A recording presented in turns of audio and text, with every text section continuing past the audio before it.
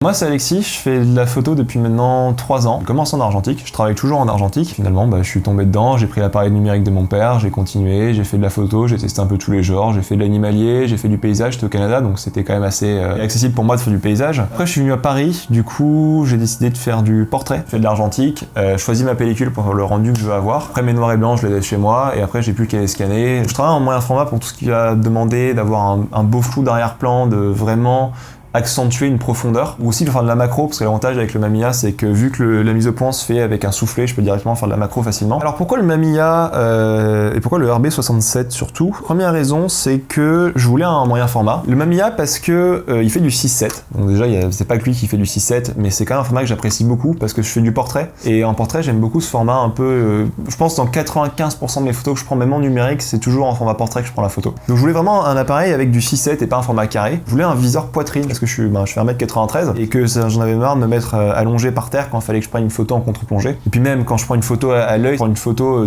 à hauteur de modèle, je suis toujours courbé. Et l'avantage du Mamiya c'est qu'il a un dos rotatif. Ça veut dire que j'ai pas besoin en visée poitrine de mettre comme ça, d'avoir l'image à l'envers. Donc j'avais vraiment le dos qui pouvait se tourner et du coup je peux faire du paysage ou du portrait sans aucun problème. Et l'avantage du RB justement c'est que voilà, j'ai pas besoin de pile, j'ai juste besoin de mon appareil qui fait l'exposition avec, puis après j'ai plus qu'à déclencher, je prends l'appareil, je déclenche la mesure et puis voilà quoi.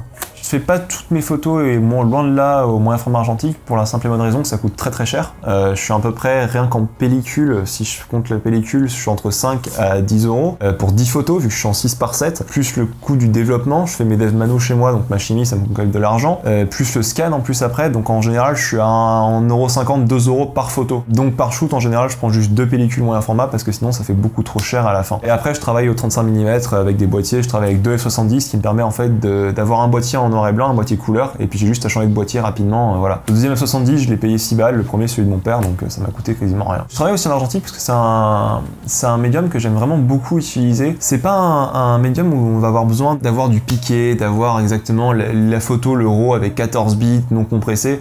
C'est vraiment t'as ta pellicule, même si c'est un peu pas très sharp, c'est pas grave, il y a un rendu qui va avec que j'apprécie vraiment beaucoup. J'apprécie aussi beaucoup de faire du tirage à l'agrandisseur. C'est un rendu qui c'est pas le même qu'en numérique.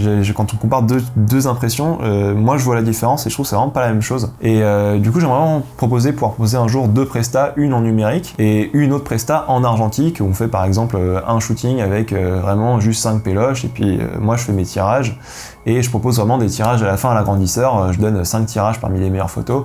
Ça c'est une presta entièrement argentique de A à Z en fait. Vincent, je trouve que c'est vraiment quelqu'un qui moi me motive, parce qu'au moins il se bouge le cul, il est pas comme tous les autres à dire moi je comprends pas, ma photo elle marche pas, voilà. De ce côté là c'est quelqu'un, voilà, c'est vraiment motivant de voir quelqu'un, ça veut dire ça fait 10 ans qu'il fait la photo, il a tout appris tout seul, il a galéré vraiment pour en arriver là. Moi il me motive. Puis même je sais que je suis pas le seul qui motive, j'avais parlé à d'autres gens qui disaient ouais au moins lui il se bouge et puis c'est quand même assez cool.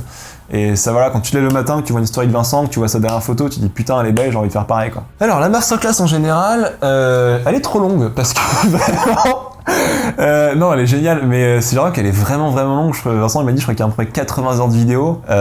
Bon perso, même en regardant 20 minutes par jour, faudrait au moins 240 jours pour le regarder. Moi la première que j'ai regardée c'est vraiment comment contacter un modèle, comment voilà, parce que j'avais besoin de ça pour vraiment débuter. Vraiment beaucoup de trucs aussi sur la retouche, et puis je travaille en argentique donc j'ai moins besoin de retouches pour l'instant. Je retouche, enfin plutôt j'étalonne légèrement mes pellicules, parce que le scan fait toujours, il interprète toujours un peu ta pellicule, donc j'aime bien aussi rajouter ma patte derrière. Enfin moi j'ai vraiment appris beaucoup de choses, et maintenant quand je fais faire un shoot je suis vraiment plus organisé. J'ai mon workflow de shoot, et c'est vraiment Vincent qui m'a permis d'avoir ça justement en trouvant un peu mon style, ce que j'aimais faire et le type de photo que je voulais faire, en donnant plein de techniques pendant un shoot. Dans la formation, ce qu'on voit, c'est que tu as une première vidéo où on voit Vincent pendant un shoot, et juste après, on voit vraiment retoucher la photo qu'il vient de prendre. C'est vrai qu'on n'a pas à attendre de dire bon bah voilà, on vous voit prendre la photo, on nous explique pourquoi il prend cette photo, et après on voit directement ce qu'il a vu et ce qu'il du coup décide de faire comme choix de retouche. Je trouve que c'est intéressant. Moi, depuis que j'ai commencé la formation de Vincent, ça m'était jamais arrivé avant, mais j'ai pris une photo un jour et j'avais déjà dans ma tête comment je voulais la retoucher. Je savais que les feuillages derrière, je voulais qu'ils soient plus bleu foncé. Je savais que les cheveux, j'étais avec ma copine en plus, donc j'avais les cheveux rouges, je voulais vraiment les ressortir. J'ai mis un peu de Dodge and Burn, je savais déjà ce que j'avais en tête. Et ça, c'est quelque chose qui est vraiment bien quand tu prends une photo et que tu sais que directement comment tu vas retoucher, ça montre que tu sais ce que tu fais.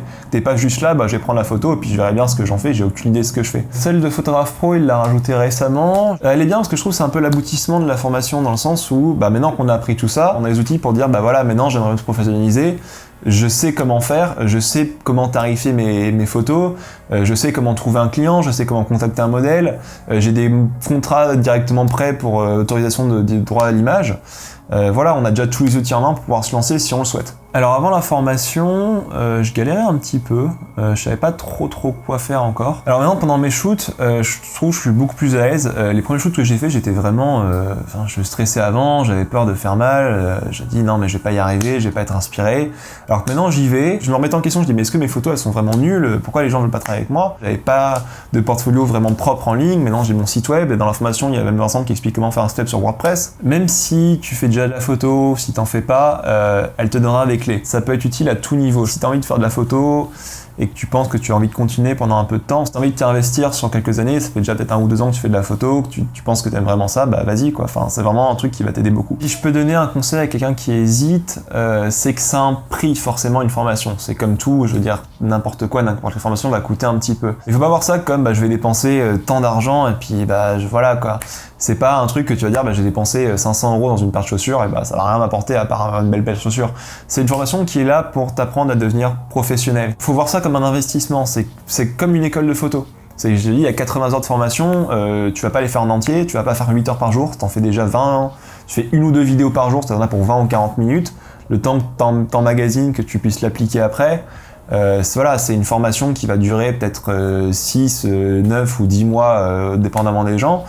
C'est vraiment une formation comme une école de photo, mais que tu fais quand tu veux. Tu as envie de faire 2 heures du matin, tu regardes une vidéo à 2 heures du matin. Donc là maintenant il me reste encore pas mal de vidéos à regarder, donc je vais aller les regarder. Et puis je vous souhaite bonne continuation dans vos photos.